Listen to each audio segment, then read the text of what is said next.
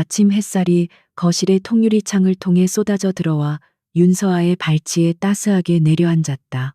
그녀는 부드러운 소파에 기대 앉아 막 완성한 아기 신발을 들고 만족스러운 미소를 지었다. 작고 하얀 털실 신발은 그녀의 손 안에서 곧 태어날 생명의 온기를 품고 있는 듯했다.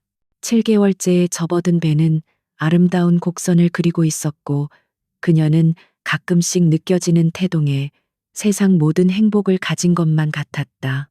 남편 이강민은 그녀의 삶을 완성시켜준 마지막 퍼즐 조각이었다. 대학 시절부터 시작된 그들의 사랑은 그가 작은 건설 회사를 대한민국 굴지의 진성건설로 키워내는 동안 더욱 단단해졌다. 그는 언제나 다정했고 밖에서는 냉철한 CEO였지만 집에 돌아오면 오직 그녀만을 위한 남자가 되었다. 그녀는 그의 성공을 그림자처럼 내조했고 그것을 자신의 기쁨으로 여겼다. 우리 아가, 아빠 다녀올게. 출근 준비를 마친 강민이 현관 앞에서 몸을 돌려 그녀의 배에 다정하게 입을 맞췄다. 그는 매일 아침 거르지 않는 그만의 의식이었다. 그는 서아의 이마에도 짧게 입을 맞추며 속삭였다. 너무 무리하지 말고 필요한 거 있으면 바로 전화해. 알았지? 그의 눈빛에는 걱정과 사랑이 가득 담겨 있었다. 서아는 그의 넥타이를 바로 매주며 환하게 웃었다. 이 완벽한 행복이 영원할 것이라고 그녀는 굳게 믿었다. 강민이 떠나고 얼마 지나지 않아 현관문 비밀번호를 누르는 소리와 함께 요란한 목소리가 들려왔다. 윤서아, 이 오수진님께서 너를 위해 최고급 유기농 과일을 하사하러 오셨다. 그녀의 유일한 절친 오수진이었다. 수진은 대학 시절부터 늘 그녀의 곁을 지켜준 소중한 친구이자 현재는 진성건설의 유능한 기획팀장이기도 했다. 그녀는 서아의 임신을 자기 일처럼 기뻐하며 매일같이 그녀를 챙겼다. 수진은 거실로 들어서자마자 서아의 배를 보며 호들갑을 떨었다. 어머, 세상에, 우리 조카님, 그새 더 큰 것 같네. 엄마 힘들게 하지 말고 얌전히 있어야 한다. 그녀는 서아의 옆에 앉아 가져온 과일을 늘어놓으며 조잘거리기 시작했다. 회사의 최신 소식부터 새로 생긴 맛집 이야기까지 서아는 그녀의 활기찬 에너지를 받으며 즐겁게 웃었다. 수지는 그녀의 삶에 없어서는 안 될 비타민 같은 존재였다. 오후 내내 두 사람은 아기용품을 정리하며 시간을 보냈다. 수지는 작은 옷가지를 개키며 강민에 대한 칭찬을 늘어놓았다. 강민 씨만큼 완벽한 남편이 또 있을까? 능력 있지, 잘생겼지, 아내밖에 모르는 순정남이지. 넌 정말 전생의 나라를 구한 게 틀림없어. 서아는 그 말에 쑥스러운 듯 웃었지만 내심 부정할 수 없었다. 그녀의 삶은 정말로 동화 속 공주님처럼 완벽하고 행복했다. 저녁이 되자 창밖으로 차가운 가을비가 내리기 시작했다. 강민에게서 전화가 걸려왔다. 중요한 해외 계약건으로 오늘 밤 야근을 해야 할 것 같다는 미안함 가득한 목소리였다. 서아는 괜찮다고 오히려 그의 건강이 걱정된다고 말했다. 전화를 끊고 나자 왠지 모를 안쓰러움이 밀려왔다. 그녀는 혼자서 회사의 명운이 걸린 싸움을 하고 있을 그를 위해 무언가 해주고 싶었다. 그때 수진이 옆에서 아이디어를 냈다. 서아야, 그럼 우리가 맛있는 저녁을 싸서 회사로 가보는 건 어때? 깜짝 놀라겠지?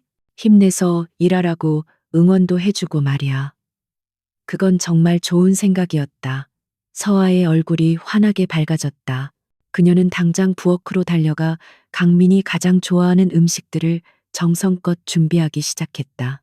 수지는 옆에서 그녀를 도우며 그의 사무실 위치와 비밀번호를 다시 한번 상기시켜 주었다.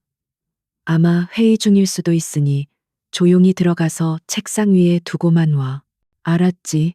따뜻한 보온 도시락을 들고 그녀는 수진의 차를 타고 진성건설 본사로 향했다. 빗줄기는 점점 더 거세지고 있었다. 거대한 빌딩은 밤늦은 시간임에도 불구하고 환하게 불을 밝히고 있었다. 꼭대기층에 자리한 그의 사무실도 마찬가지였다. 서한은 로비에서 수진과 헤어져 임원 전용 엘리베이터에 몸을 실었다. 심장이 기분 좋은 설렘으로 두근거렸다. 그의 놀란 얼굴을 상상하는 것만으로도 행복했다. 최상층의 복도는 쥐 죽은 듯이 고요했다. 오직 그녀의 발소리만이 대리석 바닥 위를 조용히 울렸다. 마침내 그녀는 그의 사무실 문 앞에 섰다. 문은 살짝 열려 있었고 안에서는 희미한 불빛이 새어 나오고 있었다. 그녀는 조용히 노크하려다 안에서 들려오는 미세한 소리에 손을 멈췄다. 일하는 소리는 아니었다. 여자의 가쁜 숨소리, 그리고 남자의 낮은 신음소리. 심장이 쿵 하고 바닥으로 떨어지는 것 같았다. 아닐 거야. 잘못 들었을 거야. 그녀는 스스로를 다독이며 떨리는 손으로 문을 조금 더 열었다. 그리고 그녀의 눈에 들어온 광경은 그녀의 완벽했던 세상을 산산조각 내기에 충분했다. 통유리창 너머로 펼쳐진 화려한 도시의 야경을 배경으로 두 개의 그림자가 뒤엉켜 있었다.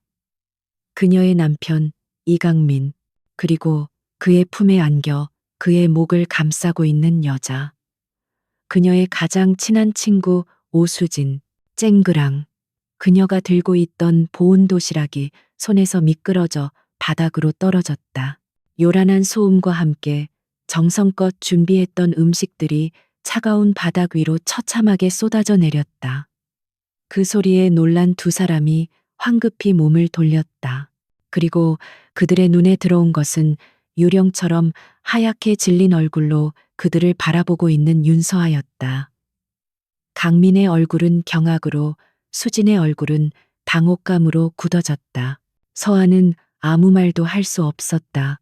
숨을 쉴 수조차 없었다. 세상의 모든 소리가 사라지고 오직 두 사람의 배신에 찬 모습만이 그녀의 망막의 낙인처럼 새겨졌다. 믿을 수 없는 현실 앞에서 그녀의 이성은 마비되었다. 그때였다. 아랫배에서 칼로 찌르는 듯한 찢어지는 고통이 시작되었다. 뜨거운 무언가가 다리 사이로 흘러내리는 끔찍한 감각. 그녀는 비명조차 지르지 못한 채 천천히, 아주 천천히 바닥으로 무너져 내렸다.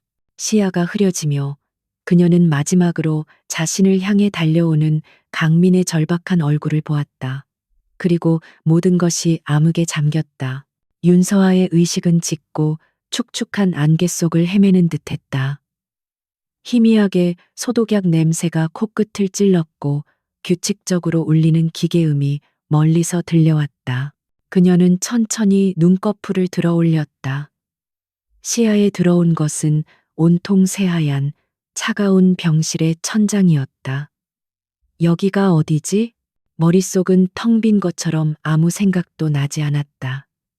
그녀는 무의식적으로 자신의 배를 감싸 안으려 손을 뻗었다. 하지만 손끝에 느껴지는 감촉은 이전의 풍만하고 따뜻했던 감각이 아니었다. 텅 비어 있었다.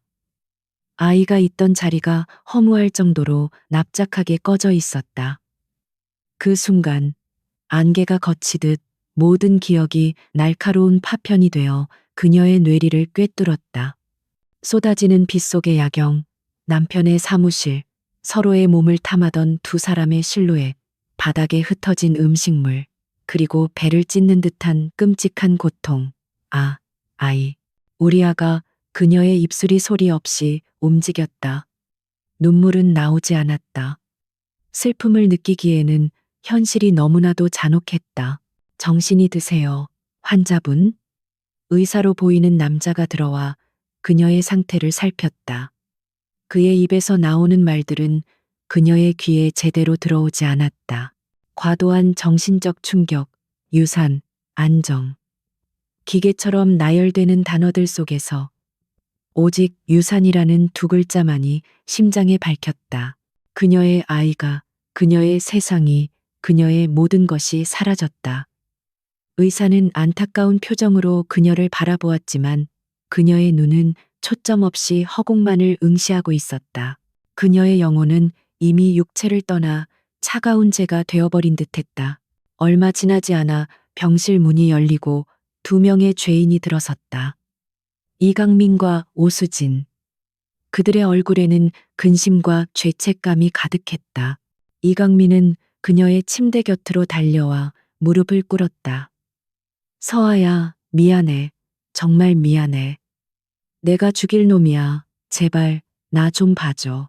그는 그녀의 손을 잡고 애원했지만 그의 손길은 벌레가 기어가는 것처럼 혐오스러웠다. 그녀는 미동도 없이 시선을 벽에 고정한 채였다.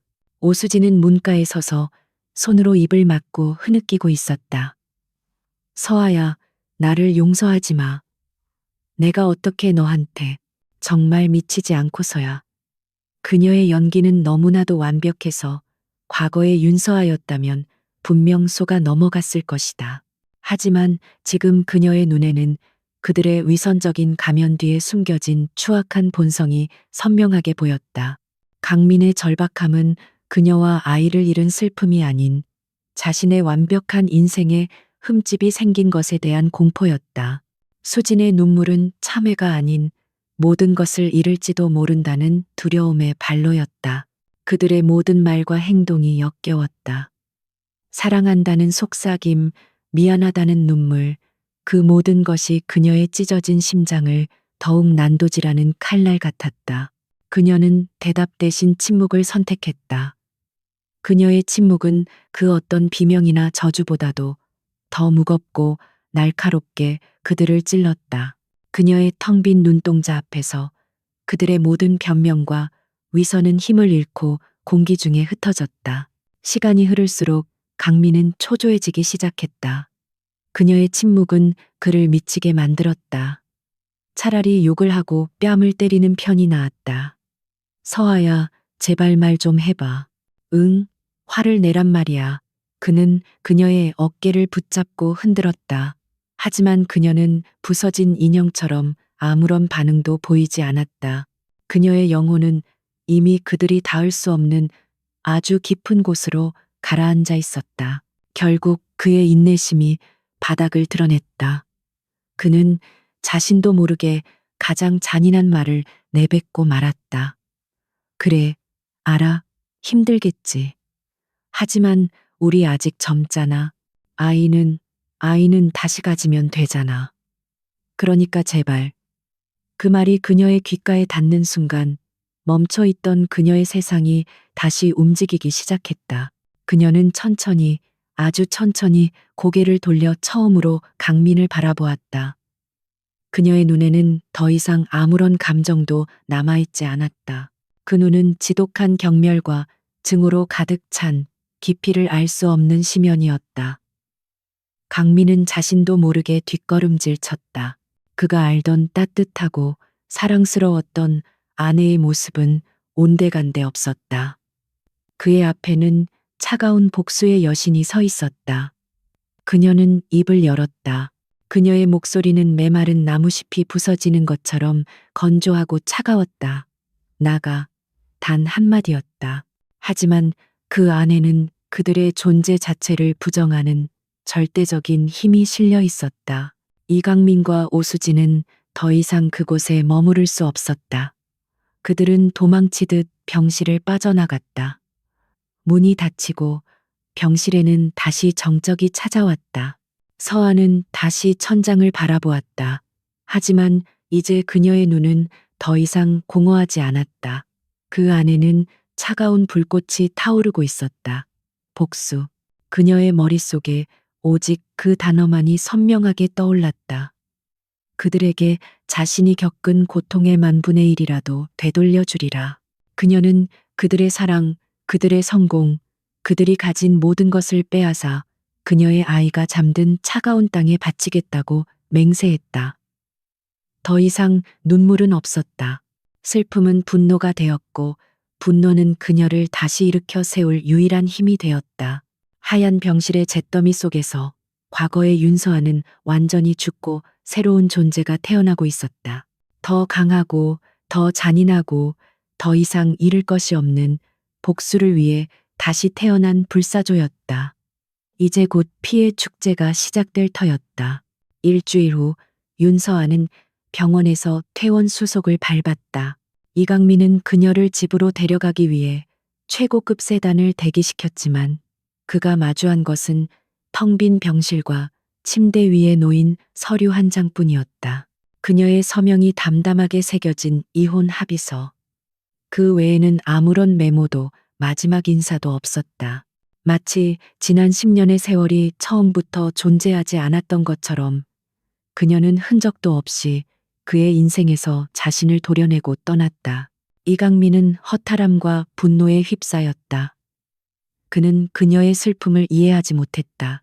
그에게 그녀의 실종은 비극이 아니라 자신의 계획을 망치는 성가신 돌발 변수일 뿐이었다. 그는 비서를 시켜 그녀의 행방을 수소문했지만 그녀는 마치 증발이라도 한 듯 사라진 후였다. 결국 그는 혀를 차며 이혼 서류에 서명했다. 어차피 오수진과의 새로운 삶을 시작해야 했으니 차라리 잘된 일이라고 스스로를 위안했다. 그는 그녀를 너무 얕보고 있었다. 같은 시각 서아는 낯선 도시의 공항에 막 도착해 있었다. 그녀는 강민이 준 위자료를 모두 익명의 단체에 기부해버렸다. 그녀의 손에 들린 것은 오래전 돌아가신 어머니가 남겨주신 작은 유산뿐이었다. 그것은 그녀가 과거와 단절하고 새로운 삶을 시작할 수 있는 유일한 동아줄이었다. 그녀는 미리 예약해둔 작은 아파트로 들어가 세상과 통하는 모든 문을 걸어 잠갔다. 이제부터 그녀의 시간은 오직 복수만을 위해 흐를 것이었다. 그녀가 가장 먼저 한 일은 자신의 긴 머리카락을 잘라내는 것이었다. 강민이 그토록 좋아했던 부드러운 웨이브가 있는 머리카락. 그녀는 거울 앞에 서서 무표정한 얼굴로 가위를 들었다. 서걱하는 소리와 함께 과거의 미련과 사랑의 잔해들이 힘없이 바닥으로 떨어져 내렸다. 거울 속에는 짧은 머리에 날카롭고 차가운 눈빛을 한 낯선 여자가 서 있었다. 과거의 윤서아는 그날 밤 머리카락과 함께 죽었다. 그녀의 하루는 지독한 훈련으로 채워졌다. 새벽에는 끝이 보이지 않는 해안가를 달렸고 낮에는 격투기를 배우며 육체의 한계를 밀어붙였다. 육체적 고통은 정신의 고통을 잊게 해주는 유일한 마취제였다. 땀과 눈물이 뒤섞여 그녀의 몸을 적시는 동안 그녀의 슬픔은 서서히 분노로, 분노는 강철 같은 의지로 단련되었다. 그녀는 더 이상 눈물 흘리는 약한 여자가 아니었다. 스스로를 지킬 수 있는 강인한 전사로 다시 태어나고 있었다. 몸을 단련하는 것과 동시에 그녀는 지독하게 공부에 매달렸다. 그녀의 작은 아파트는 전쟁 지휘본부나 다름없었다. 벽에는 진성건설의 조직도와 재무제표, 그리고 주요 인물들의 사진이 빼곡히 붙어 있었다. 그녀는 이강민의 아내로 살면서 어깨너머로 봐왔던 그의 모든 사업 비밀과 약점들을 기억해내고 분석했다. 그녀는 경제학, 기업 법률, 주식 투자에 관련된 모든 책들을 닥치는 대로 읽어치웠다. 그러던 어느 날 어머니의 유산을 정리해 주었던 늙은 변호사에게서 연락이 왔다. 그는 서아에게 충격적인 진실을 알려주었다. 오래전 작은 건설 회사를 운영하다 갑작스럽게 심장마비로 돌아가신 그녀의 아버지가 사실은 젊은 시절에 이강민이 시각했다 기업 사냥의 희생양이었다는 것. 강민은 그녀의 아버지를 파산시킨 후 회사를 헐값에 집어삼켰고 그 회사가 바로 진성건설의 모태가 되었다는 이야기였다. 모든 조각이 맞춰졌다. 이강민과 그녀의 인연은 우연을 가장한 악연이었던 것이다. 그는 그녀의 모든 것을 빼앗고 그녀의 슬픔 위에서 자신의 제국을 건설했다. 복수의 명분은 더욱 확고해졌다. 이것은 더 이상 한 여자의 개인적인 복수가 아니었다. 아버지의 명예를 되찾고 파괴된 가정을 위한 거룩한 심판이었다. 늙은 변호사는 그녀의 복수를 돕겠다며 자신의 모든 인맥과 자금을 지원하겠다고 약속했다.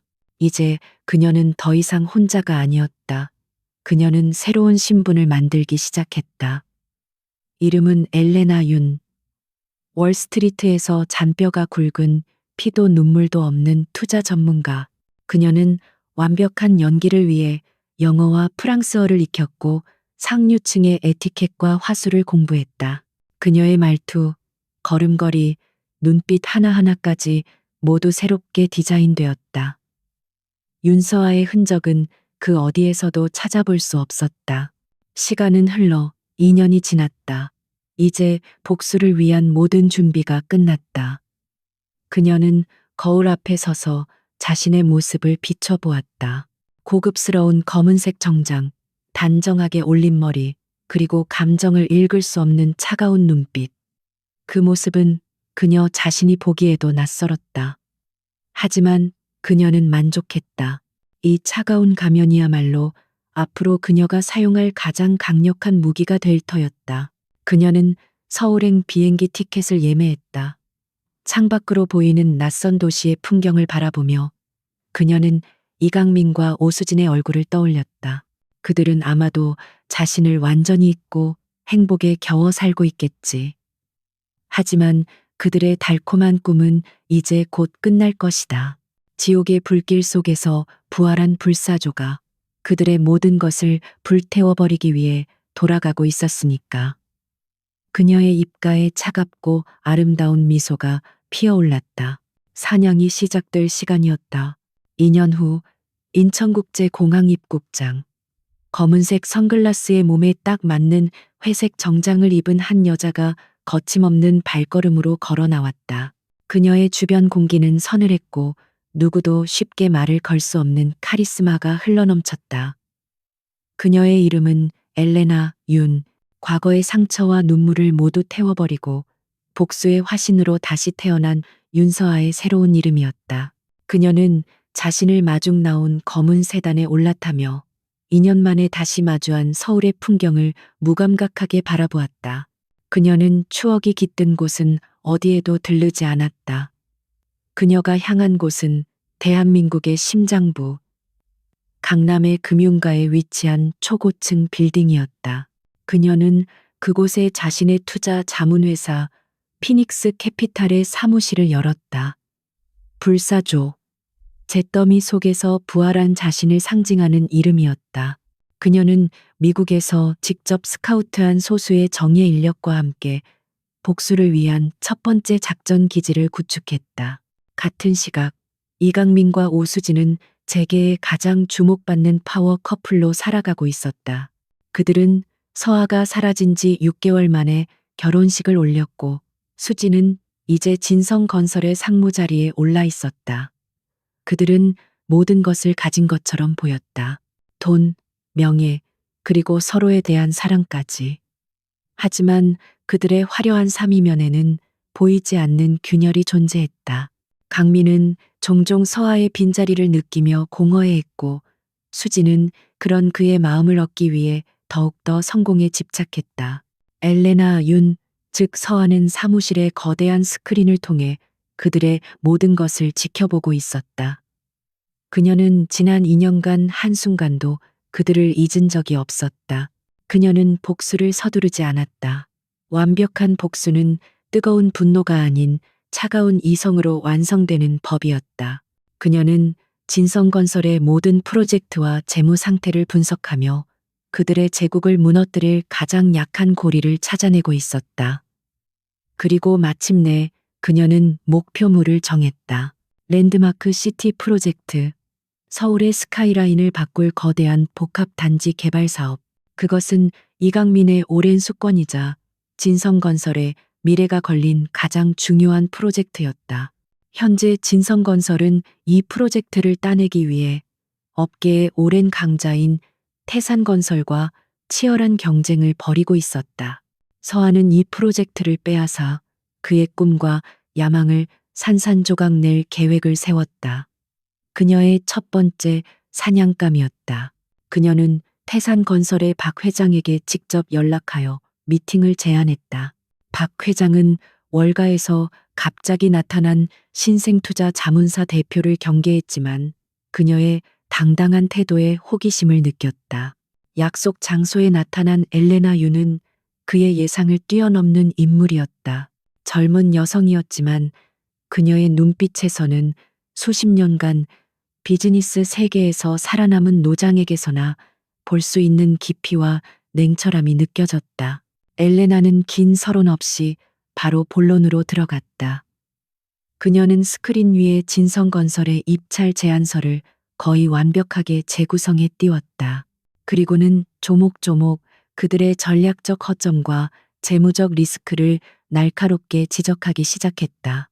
그녀의 분석은 너무나도 정확하고 깊이가 있어서 마치 진성건설의 내부 자료를 모두 들여다본 것 같았다. 박 회장과 태산건설의 임원진들은 경악을 금치 못했다. 어떻게 이렇게 자세한 정보를? 박 회장이 떨리는 목소리로 물었다. 엘레나는 차가운 미소를 지으며 대답했다. 정보는 발로 뛰는 것이 아니라 돈과 데이터로 얻는 것입니다. 회장님. 저희 피닉스 캐피탈은 업계 최고의 분석 시스템을 보유하고 있습니다.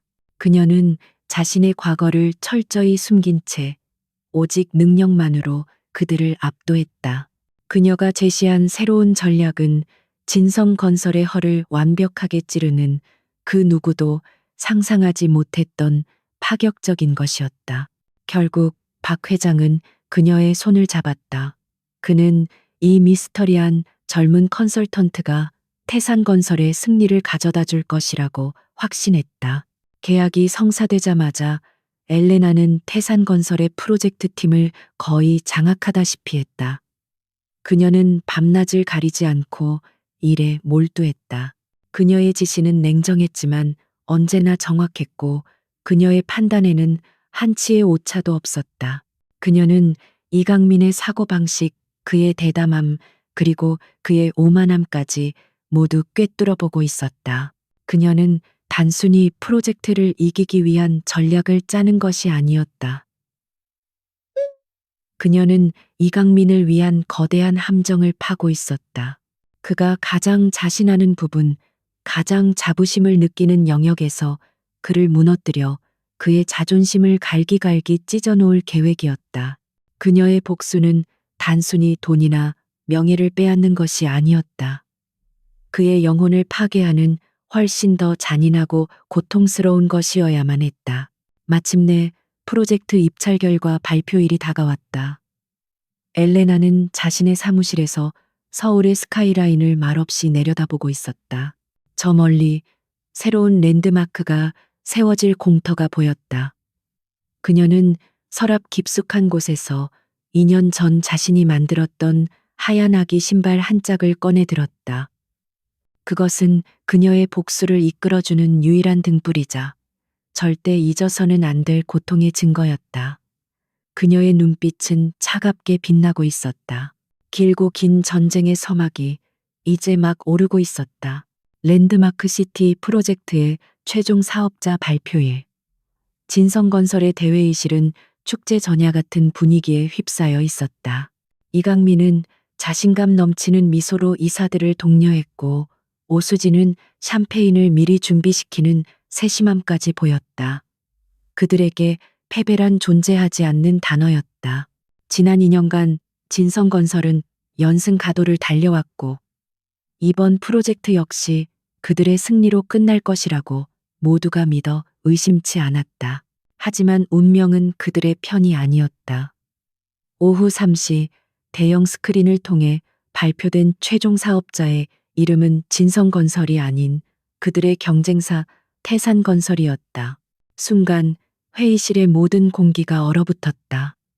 이사들의 얼굴에서는 웃음기가 사라지고 당혹감이 번져나갔다. 이강민의 미소는 그대로 굳어졌고 그의 눈에서는 믿을 수 없다는 동요와 함께 차가운 분노가 이글거리기 시작했다. 그의 완벽한 제국에 처음으로 균열이 가는 순간이었다. 결과가 발표되자마자 진성건설은 거대한 폭풍에 휩싸였다. 주가는 폭락했고 투자자들의 항의 전화가 빗발쳤다. 언론은 연일 그의 리더십에 의문을 제기하는 기사를 쏟아냈다. 평생 패배를 모르고 살아온 이강민에게 이번 실패는 단순한 사업적 손실 이상의 자존심에 대한 치명적인 상처였다. 그는 사무실에서 홀로 태산건설이 제출한 신들린 것 같은 완벽한 제안서를 몇 번이고 다시 읽어보았다. 그날 밤 서아와 함께 살았던 이제는 수진의 차지가 된 집에는 냉기가 흘렀다. 강민은 수진이 따라주는 와인잔을 거칠게 밀어내며 소리쳤다. 도대체 어떻게 된 거야? 당신이 이끄는 기획팀에서 모든 걸 총괄했잖아. 태산건설이 이런 식으로 나올 걸 전혀 예측하지 못했어? 그의 분노는 고스란히 그녀에게로 향했다. 그는 자신의 실패를 인정하고 싶지 않았고 가장 만만한 그녀를 희생양으로 삼으려 했다. 오수진 역시 지지 않고 맞받아쳤다. 내 탓만 하지 마세요. 최종 결정을 내린 건 당신이잖아요. 내가 몇 번이나 신중해야 한다고 말했는데 당신이 너무 자신만만했던 거 아니에요? 배신 위에서 세워진 그들의 사랑은 위기가 닥치자 추악한 본성을 드러내기 시작했다. 서로를 위로하는 대신 그들은 상처를 핥히고 책임을 전가하기에 바빴다. 서아가 그토록 지키고 싶었던 따뜻한 보금자리는 이제 두 사람의 이기심이 부딪히는 차가운 전쟁터가 되어버렸다. 며칠 후 이강민은 태산건설의 승리 뒤에 피닉스 캐피탈이라는 신생 투자 자문사가 있었다는 사실을 보고받았다. 그리고 그 회사를 이끄는 대표가 바로 엘레나 윤이라는 월가 출신의 미스터리한 인물이라는 것도. 그는 당장 그녀에 대한 모든 정보를 가져오라고 지시했다. 하지만 비서가 가져온 파일은 놀라울 정도로 텅 비어 있었다. 완벽하게 관리된 이력, 몇 장의 공식적인 사진, 그 외에는 어떤 사적인 정보도 없었다. 강민은 파일 속에 있는 그녀의 사진을 물끄러미 바라보았다. 차갑고 지적이며 모든 것을 꿰뚫어 보는 듯한 눈빛. 그는 이 보이지 않는 적에게 왠지 모를 강한 흥미를 느꼈다. 그는 패배를 싫어했지만 강한 상대는 존중할 줄 아는 승부사였다.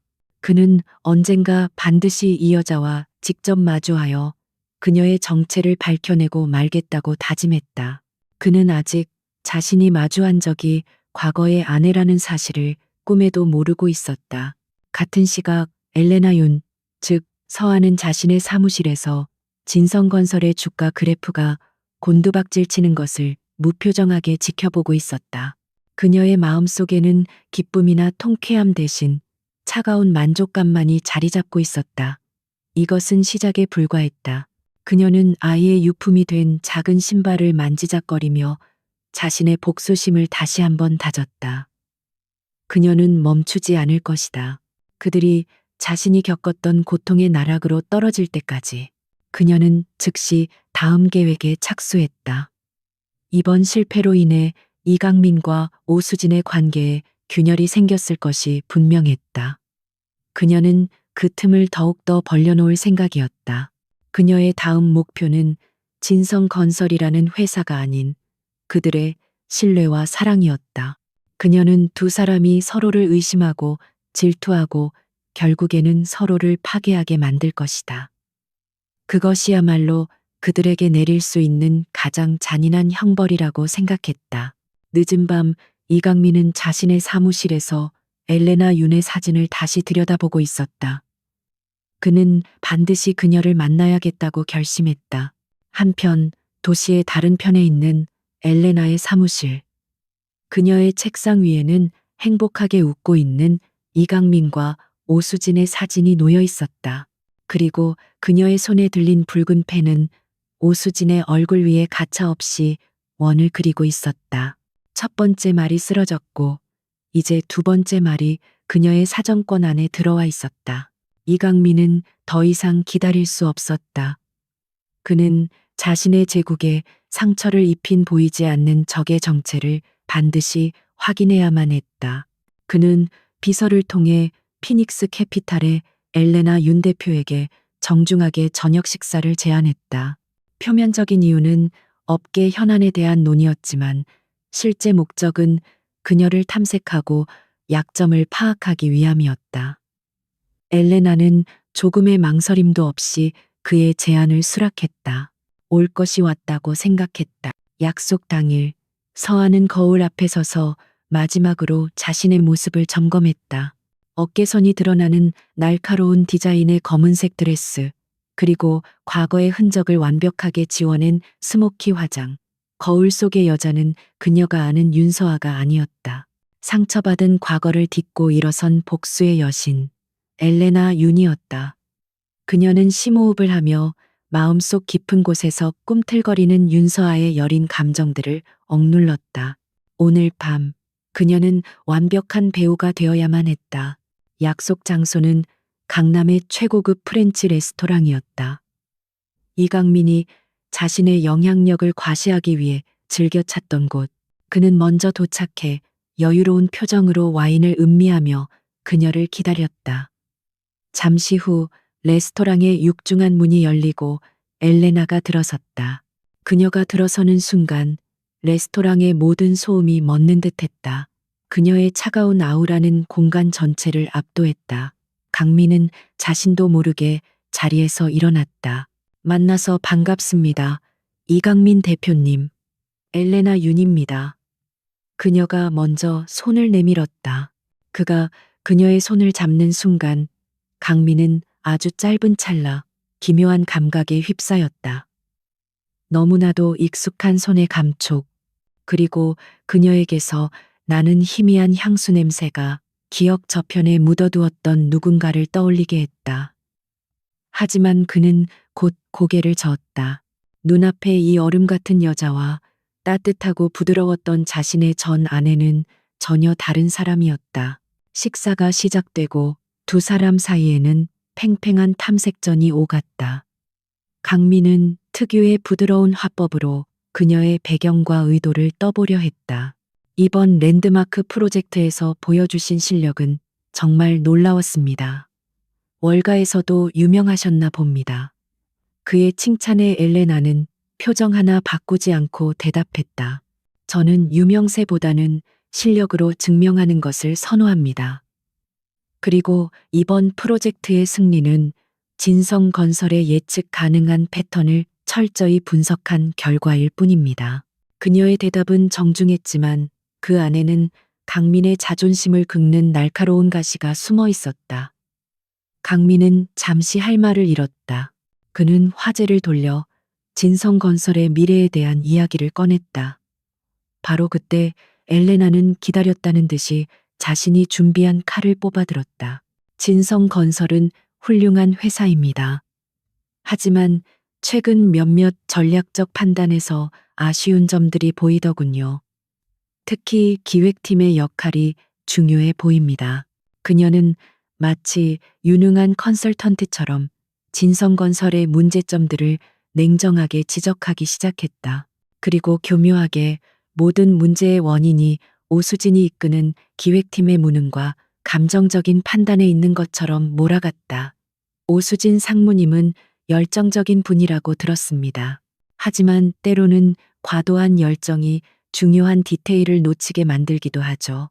특히 이런 큰 프로젝트에서는 리더의 감정적인 결정 하나가 회사 전체를 위험에 빠뜨릴 수 있습니다. 강민의 표정이 미세하게 굳어졌다. 엘레나의 말은 최근 프로젝트 실패 이후 수진에게 느꼈던 자신의 불만을 정확하게 꿰뚫고 있었다. 그는 본능적으로 수진을 변호하려 했지만 엘레나의 얼음장 같은 논리 앞에서 그의 변호는 힘을 잃었다. 그는 자신도 모르게 눈앞에 완벽하고 이성적인 여자와 최근 들어 부쩍 감정적으로 변한 수진을 비교하기 시작했다. 서아가 심어놓은 의심의 씨앗이 그의 마음속에서 싹을 틔우기 시작한 것이다. 엘레나는 목적을 달성했다고 판단하고 먼저 자리에서 일어섰다. 오늘 식사 즐거웠습니다. 그럼 다음에 또 뵙죠. 그녀는 여유로운 미소를 남기고 레스토랑을 떠났다.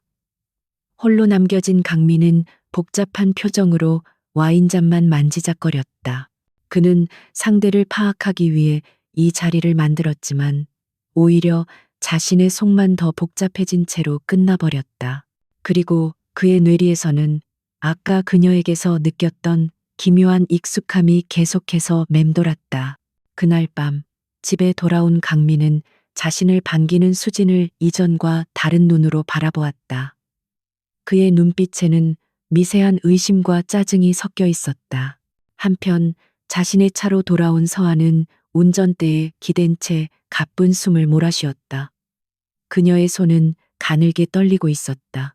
그와의 만남은 생각보다 훨씬 더 많은 감정적 에너지를 소모시켰다. 하지만 그녀는 이내 주먹을 꽉 쥐었다. 눈빛이 다시 차갑게 빛났다. 첫 번째 대면은 끝났고 승리는 그녀의 것이었다. 이강민은 엘레나 윤을 만난 후 보이지 않는 유령에 시달리기 시작했다. 그녀가 던진 의심의 말들은 독초처럼 그의 마음속에 뿌리를 내리고 오수진을 향한 그의 시선을 조금씩 바꾸어 놓았다. 그는 예전에는 사랑스럽게만 보였던 수진의 모든 행동들 속에서 이제는 미숙함과 불안정함을 발견하기 시작했다. 그의 태도가 차가워질수록 수진은 더욱더 불안해하며 그의 사랑을 갈구했고 그런 그녀의 모습은 강민을 더욱더 짜증스럽게 만들었다. 엘레나는 이 균열을 놓치지 않았다. 그녀는 이제 그 틈을 비집고 들어가 그들의 관계를 완전히 파괴할 다음 계획을 실행에 옮겼다. 그녀의 새로운 목표는 진성건설이 야심차게 추진하던 해외 신기술 도입 프로젝트였다. 이 프로젝트는 오수진이 자신의 능력을 증명하기 위해 직접 책임지고 있는 그녀의 자존심과도 같은 일이었다. 서한은 바로 그 자존심을 짓밟아줄 생각이었다. 그녀는 진성건설 내부에 심어둔 정보원을 이용하는 동시에 자신의 해킹 실력을 총동원했다. 그녀는 프로젝트의 핵심 기밀 데이터를 경쟁사로 빼돌렸다. 하지만 단순한 정보 유출이 아니었다. 그녀는 모든 디지털 증거와 접속 기록을 교묘하게 조작하여 마치 오수진이 개인적인 이득을 위해 직접 정보를 유출한 것처럼 보이게 만들었다. 그것은 누구도 빠져나갈 수 없는 완벽하게 설계된 함정이었다. 결과는 처참했다. 경쟁사는 진성건설의 제안을 역이용하여 손쉽게 계약을 따냈고 진성건설은 막대한 계약금 손실은 물론 기술 유출이라는 치명적인 오명까지 뒤집어쓰게 되었다. 회사 내부에 비상이 걸리고 즉시 내부 감사가 시작되었다. 그리고 조작된 증거들은 모두 한 사람을 가리키고 있었다. 바로 기획상무 오수진이었다. 그녀는 순식간에 회사를 위기에 빠뜨린 배신자로 지목되었다. 강민은 배신감에 치를 떨었다. 엘레나 윤의 경고가 현실이 된 것만 같아 그는 자신이 어리석은 바보가 된 듯한 기분이었다. 그는 수진을 자신의 사무실로 불러 증거 자료들을 그녀의 얼굴 앞에 집어 던졌다. 이게 다 뭐야? 설명해봐. 도대체 무슨 짓을 한 거야? 그의 목소리는 이성을 잃은 맹수처럼 거칠었다. 그는 진실을 듣고 싶은 것이 아니었다. 그저 자신의 분노를 쏟아낼 대상이 필요했을 뿐이었다. 수진은 필사적으로 자신의 결백을 주장했다. 누군가 자신을 함정에 빠뜨린 것이라고. 자신은 절대 그런 짓을 하지 않았다고 울부짖었다. 하지만 의심에 사로잡힌 강민의 귀에는 그녀의 절규가 비겁한 변명으로만 들렸다. 그 여자 말이 맞았어. 너 같은 감정적인 여자를 믿은 내가 바보였지. 이성을 잃은 수지는 결국 해서는 안 될 말을 꺼내고 말았다. 지금 그 여자 편드는 거예요? 아직도 윤서아를 잊지 못한 거 아니고요. 서아의 이름이 언급되자 강민의 눈빛은 살기로 번뜩였다. 그들의 싸움은 걷잡을 수 없이 번져나갔다. 그들은 서로의 가장 아픈 곳을 찌르며 감정의 밑바닥까지 드러냈다.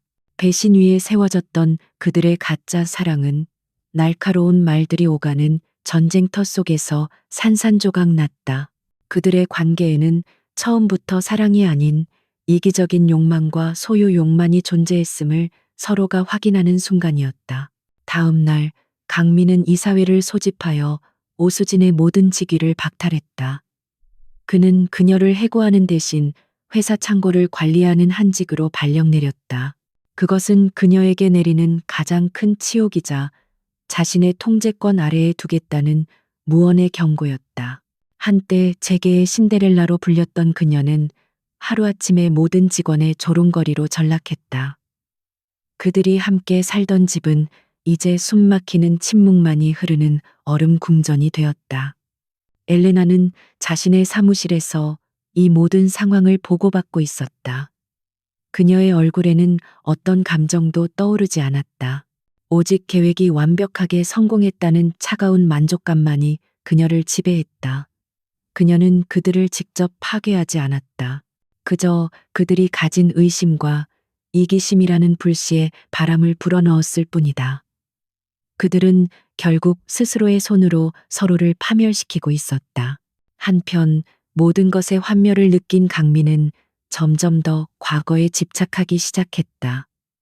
그는 자신을 향한 변함없는 믿음과 헌신을 보여주었던 서아의 모습을 떠올렸다. 그는 자신의 외도를 후회한 것이 아니었다. 그저 자신에게 완벽하게 복종했던 유능한 파트너를 잃어버린 것을 아쉬워할 뿐이었다. 그의 후회조차도 지독할 정도로 이기적이었다. 그는 아직도 자신이 무엇을 잘못했는지 전혀 깨닫지 못하고 있었다. 치욕과 분노 속에서 수지는 자신의 작은 사무실에 앉아 복수를 다짐했다. 그녀는 이강민의 냉혹함에 치를 떨었지만 그녀의 가장 큰 증오는 이 모든 것을 조종한 보이지 않는 손, 엘레나 윤을 향해 있었다. 그녀는 직감적으로 엘레나가 이 모든 일의 배우라는 것을 느끼고 있었다. 궁지에 몰린 짐승은 가장 위험한 법이다. 수지는 자신의 모든 것을 걸고 엘레나 윤의 정체를 밝혀내기로 결심했다. 복수의 체스판 위에 예측 불가능한 새로운 말이 움직이기 시작했다. 진성건설의 정기 주주총회 날이 밝았다. 회의장 주변의 공기는 살얼음판처럼 차갑고 위태로웠다. 연이은 프로젝트 실패와 오수진 상무의 불명예스러운 좌천, 회사는 창립 이래 최악의 위기에 직면해 있었다. 이강민은 이 주주총회에서 모든 것을 되돌려야만 했다. 그는 밤을 새워 연설문을 준비하며 투자자들의 신뢰를 되찾을 마지막 기회를 노리고 있었다. 그의 얼굴에는 초조함과 불안감이 짙게 서려 있었다. 한편 모든 것을 잃은 오수진은 복수의 칼날을 갈고 있었다. 그녀는 지난 몇 주간 미친 듯이 엘레나 윤의 뒷조사를 했다. 그리고 마침내 아주 작은 실마리 하나를 발견했다. 피닉스 캐피탈의 초기 자본금 중 일부가 오래전 윤서아의 어머니가 남긴 유산과 관련된 펀드에서 흘러나왔다는 희미한 흔적. 그것은 명확한 증거는 아니었지만 그녀의 머릿속에 끔찍하고 소름 끼치는 가설 하나를 심어주기에 충분했다. 엘레나는 그들의 움직임을 손바닥처럼 들여다보고 있었다. 그리고 마침내 마지막 일격을 가할 시간이 왔다고 판단했다. 주주총회가 시작되기 불과 1시간 전, 그녀는 익명의 제보자를 가장하여 대한민국의 모든 언론사와 금융감독원에 대용량의 데이터 파일을 전송했다. 그 파일 안에는 이강민이 수년간 조성해온 비자금 내역과 불법 로비 장부, 그리고 분식회계의 명백한 증거들이 담겨 있었다. 그것은 모두 과거에 그가 윤서아에게 자신의 능력을 과시하며 자랑스럽게 털어놓았던 비밀들이었다. 사랑하는 아내에 대한 믿음이 부메랑이 되어 그의 심장을 겨누는 비수가 된 것이다. 뉴스는 즉시 속보를 쏟아냈고 대한민국은 발칵 뒤집혔다. 진성건설의 주가는 끝을 모르고 추락했고 회사의 이미지는 회복 불가능할 정도로 훼손되었다. 주주총회는 시작되기도 전에 이미 이강민을 위한 거대한 심판정으로 변해 있었다. 회의장에 들어선 강민은 싸늘하게 식은 주주들의 시선과 마주해야 했다. 그는 애써 태어난 척 연단에 올라 이번 사태가 경쟁사의 악의적인 공격이라며 항변했다. 하지만 그의 목소리는 공허하게 울릴 뿐 누구의 마음도 움직이지 못했다. 사방에서 그의 사퇴를 요구하는 고함이 터져나왔다. 그의 제국이 그의 눈앞에서 무너져 내리고 있었다. 그는 속수무책이었다. 바로 그 혼란의 순간 오수진이 마이크를 잡고 단상 위로 뛰어 올라왔다. 여러분, 이 모든 것은 함정입니다. 우리 회사를 무너뜨리기 위해 엘레나 윤이라는 여자가 꾸민 짓이라고요. 그녀는 자신이 찾아낸 빈약한 증거들을 내보이며 엘레나가 진성건설에 개인적인 원한을 품고 이 모든 일을 저질렀다고 절규했다. 그녀의 모습은 처절했지만 이성을 잃은 광기에 가까웠다. 하지만 그녀의 광기 어린 외침이 강민의 머릿속에 박혀있던 마지막 퍼즐 조각을 맞추게 만들었다. 엘레나를 만났을 때 느꼈던 기묘한 익숙함, 진성건설의 약점을 너무나도 정확하게 파고들었던 그녀의 전략, 그리고 오수진이 외치는 개인적인 원한, 모든 것이 하나의 가능성을 가리키고 있었다. 설마, 아닐 거야. 그의 얼굴이 공포로 하얗게 질려갔다. 주주들은 갑작스러운 새로운 전개에 혼란스러워했다. 회사의 비자금 문제와 엘레나 윤이라는 미스터리한 인물의 정체, 모든 것이 뒤엉켜 회의장은 아수라장이 되었다. 바로 그때 회의장 뒷좌석에 조용히 앉아있던 한 여자가 천천히 자리에서 일어섰다. 태산건설의 파트너 자격으로 참석한 엘레나 윤. 그녀는 이 모든 혼돈을 만들고 이제 그 혼돈의 중심으로 걸어 나오고 있었다. 의장이 황급히 의사봉을 두드리며 외쳤다. 정숙해 주십시오. 현 사태의 중대함을 고려하여 이강민 회장의 해임안 표결에 앞서 잠시 정회하도록 하겠습니다. 모든 사람의 시선이 연단 위의 강민과 수진, 그리고 그들을 향해 천천히 걸어오는 엘레나 윤에게로 쏠렸다. 폭풍은 절정에 달했고 이제 곧 모든 진실이 밝혀질 시간이었다. 숨막히는 긴장감이 회의장 전체를 지배했다. 정회가 선언되었지만 주주총회장의 그 누구도 자리를 뜨지 않았다. 모든 사람의 시선은 단상으로 천천히 걸어 나오는 한 여자, 엘레나 윤에게 고정되어 있었다. 그녀의 발걸음은 조용했지만 그 안에는 거대한 폭풍을 몰고 오는 듯한 묵직한 힘이 있었다. 이강민은 자신의 심장이 멈추는 것 같은 공포 속에서 그녀를 바라보았다. 오수진은 증오에 찬 눈으로 자신의 모든 것을 빼앗아간 저 여자를 쏘아보고 있었다. 엘레나는 의장의 허락을 받고 연단에 섰다. 소란스러웠던 회의장은 거짓말처럼 조용해졌다. 그녀는 잠시 청중을 둘러본 후 차갑고 깊은 눈으로 강민과 수진을 응시했다.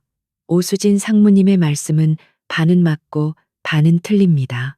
마이크를 통해 울려 퍼지는 그녀의 목소리는 얼음처럼 차가웠다. 제가 이강민 회장님께 개인적인 원한을 품고 있는 것은 사실입니다. 아주 깊은 원한이죠. 그녀의 말에 회의장은 다시 술렁이기 시작했다. 그녀는 자신의 노트북을 대형 스크린에 연결했다. 화면에 처음 나타난 것은 복잡한 재무제표가 아니었다. 10년 전 앳되고 행복한 모습으로 웃고 있는 이강민과 윤서아의 결혼 사진이었다. 사진을 본 주주들 사이에서 낮은 탄성이 터져 나왔다. 이어서 그들의 행복했던 시절을 담은 사진들이 파노라마처럼 펼쳐졌다. 혹시 이 여자를 기억하시는 분이 계십니까? 그녀는 싸늘하게 가라앉은 목소리로 말을 이었다. 이 여자는 그의 아내였습니다.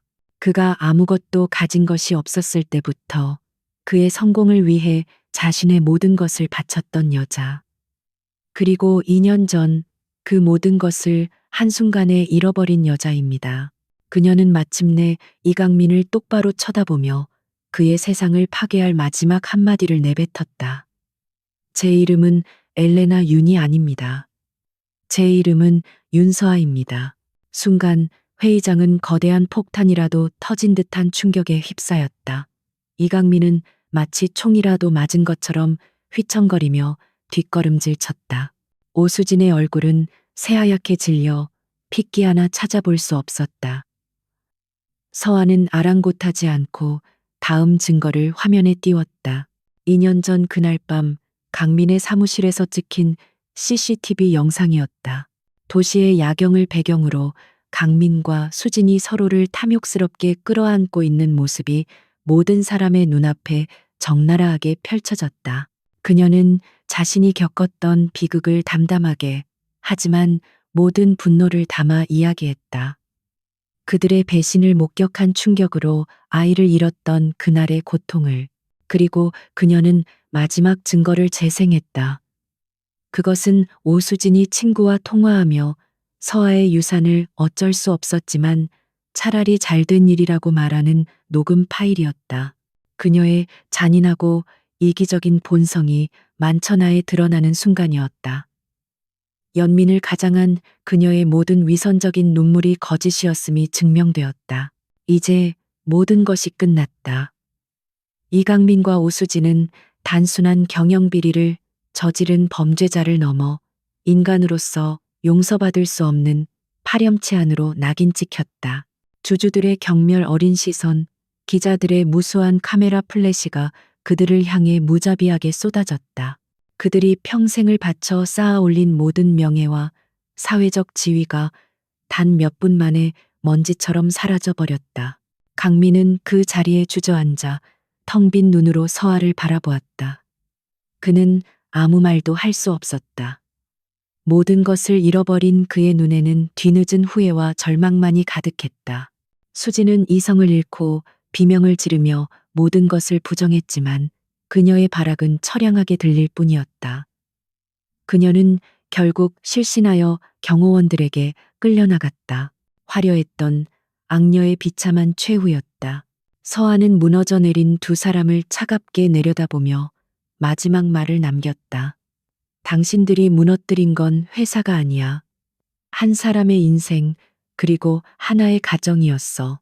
당신들은 내 아이를 죽였어. 그녀의 목소리는 조용했지만 회의장 전체를 지배하는 서늘한 힘이 있었다. 이건 사업이 아니야. 이건 심판이었어. 그녀는 연단에서 내려와 미련 없이 회의장을 걸어 나갔다. 그녀의 등 뒤로 끝나지 않을 것 같은 혼돈이 펼쳐졌지만 그녀는 단 한 번도 뒤돌아보지 않았다. 복수는 끝났다. 회의장의 무거운 문을 열고 밖으로 나오자 눈부신 햇살이 그녀를 맞이했다. 길고 길었던 그녀의 인생에서 가장 어두웠던 터널이 마침내 끝나는 순간이었다.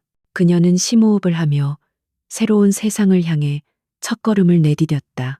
이제 정말 모든 것이 끝났다. 모든 폭풍이 지나갔다. 윤서아의 복수는 완벽하게 끝났다.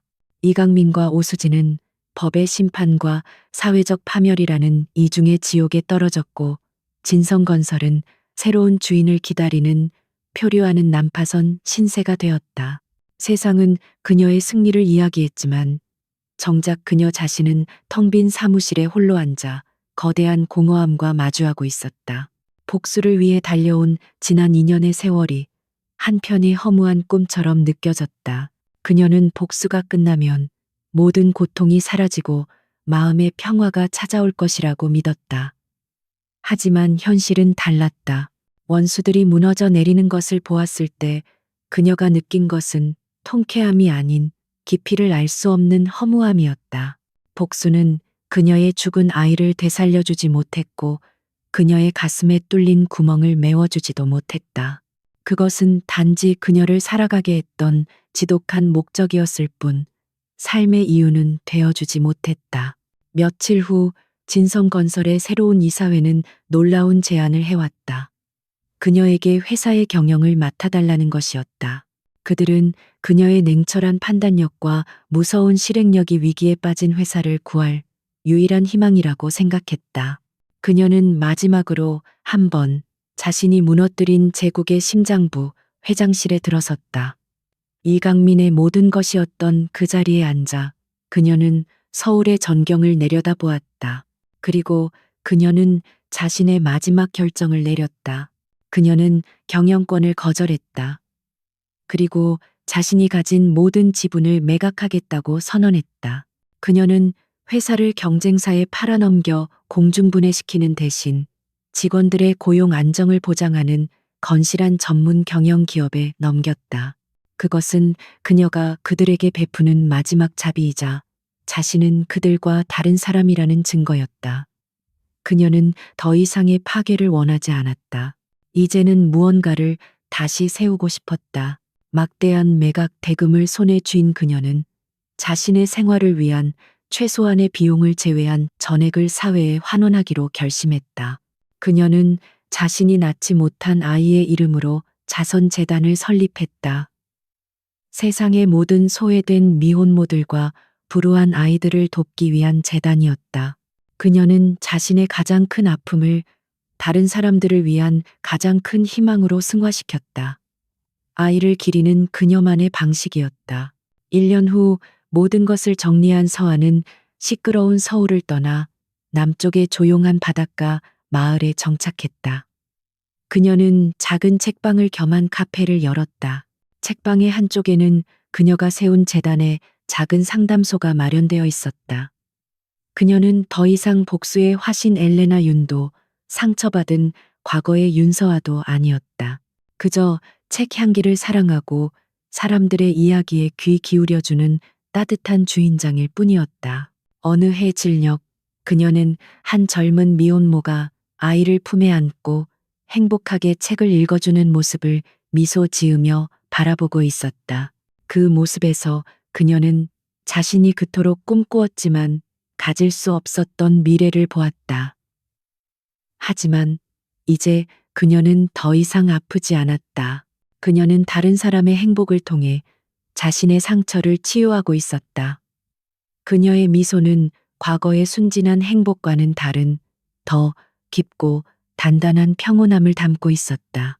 그녀는 가게 문을 닫고 익숙한 해변을 따라 걸었다. 노을이 바다를 황금빛으로 물들이고 있었다. 그녀는 파도에 씻겨 동그래진 하얀 조약돌 하나를 주워들었다. 한때 그녀의 모든 것이었던 아기 신발을 떠올리게 하는 조약돌이었다. 하지만 이제 그것은 아픔이 아닌 따뜻한 그리움으로 다가왔다. 그녀는 과거를 지우는 대신 그것을 자신의 일부로 받아들이는 법을 배운 것이다. 그녀는 조약돌을 다시 바다로 던졌다. 돌은 작은 파문을 일으키며 거대한 바다의 품으로 돌아갔다. 그녀는 지는 해를 바라보며 불어오는 바닷바람을 온몸으로 맞았다. 길고 길었던 복수의 여정은 끝났다. 그리고 마침내 그녀의 영혼에도 진정한 평화가 찾아왔다. 그녀는 이제 누구도 원망하지 않았고 아무것도 두려워하지 않았다.